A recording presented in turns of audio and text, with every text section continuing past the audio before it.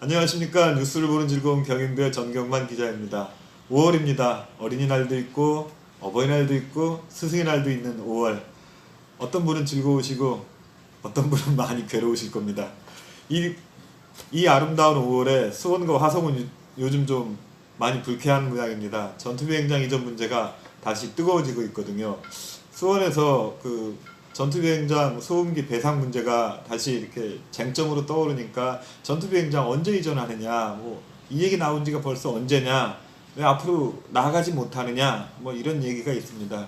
사실 수원 전투비행장 이전 문제 쉽지만은 않습니다.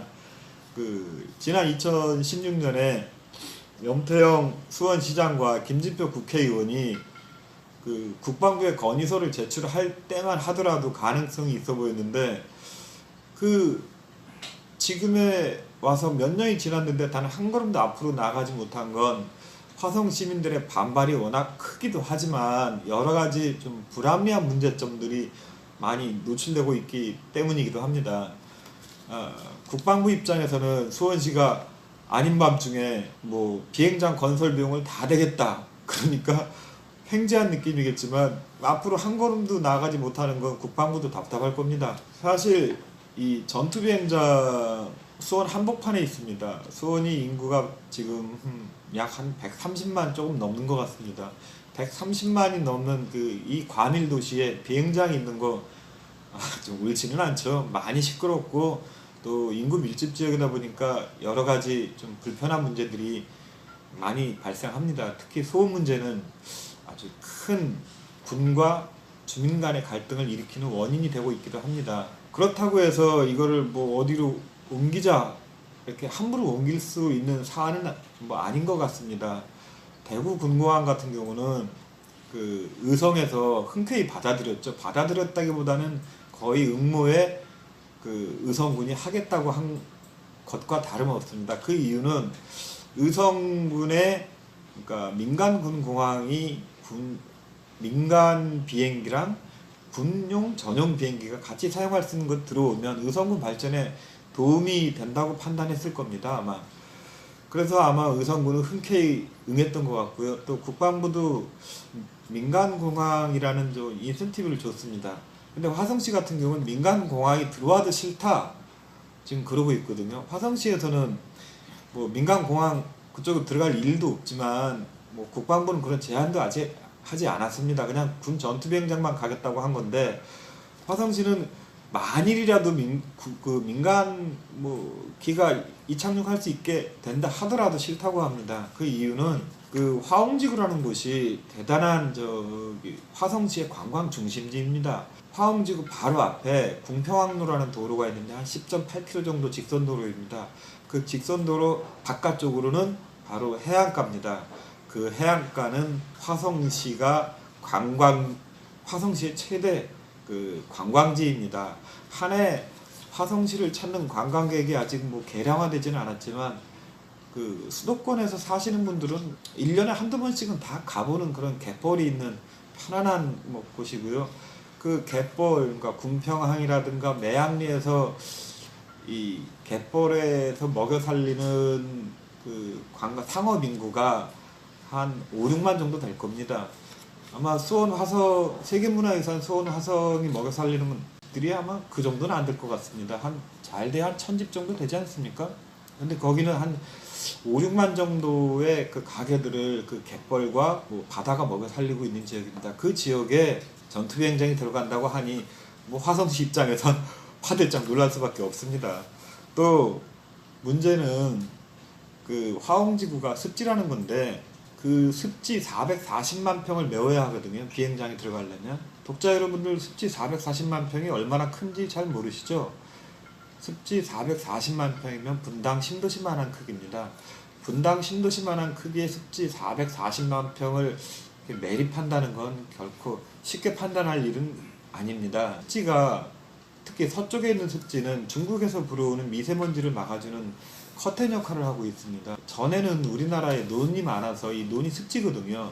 이 논이 많아서 미세먼지가 어느 정도 발생을 해도 이 논이 미세먼지를 잡아주는 역할을 많이 했었거든요. 근데 지금은 논이 많이 사라져서 미세먼지를 발생하는 그 증가 요인은 있는데 감소시키는 요인은 많이 사라진 겁니다. 근데 지금 서쪽 끝에 있는 습지 440만 평마저 메워버리면 수도권에 사는 시민들 미세먼지 때문에 극심한 고통을 겪을 수도 있습니다.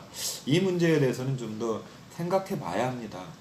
그래서 여러 가지로 좀 우려가 되는 부분이 있어요. 또 전투비행장을 이전한다고 하면 31개 시군 중에 국방부와 수원시가 뭐 어떤 뭐 인센티브를 확실하게 제공하겠다라고 각 시군 간 응찰을 받는 과정도 생략됐습니다.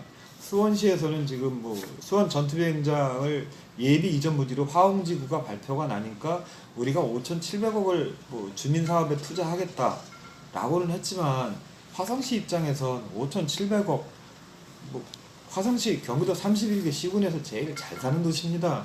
그다음에 어느 정도 잘 사나 하면 생활임금이 전국 탑 10 안에 드는 뭐 그런 도시입니다.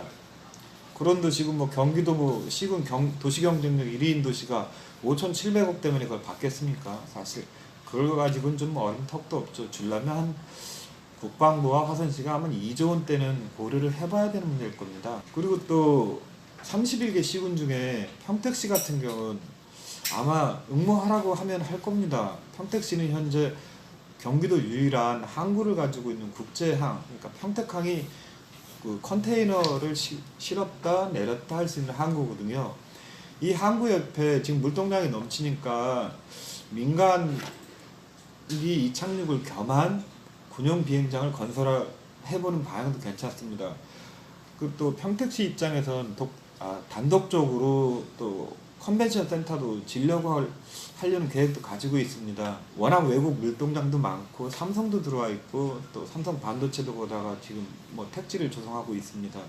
거기에다가 자동차에 대한 그 기아 자동차를 그쪽을 통해서 많이 나가기도 하고 그래서 그쪽에 군공항 이렇게 민간 공항을 짓는 방안도 만일 수원시랑 국방부가 인센티브를 많이 준다고 하면 받아들일 가능성도 뭐 충분합니다.